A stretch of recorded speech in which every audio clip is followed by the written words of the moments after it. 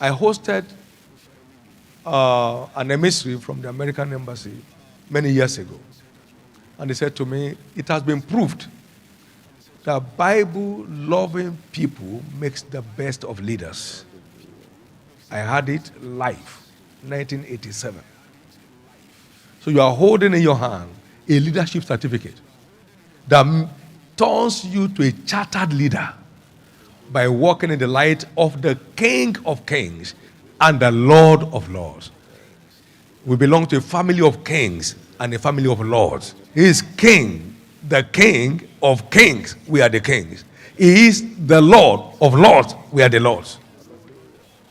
I had it. So please go with this understanding. You are not holding a religious book in your hand. You are holding a leadership mystery in your hand.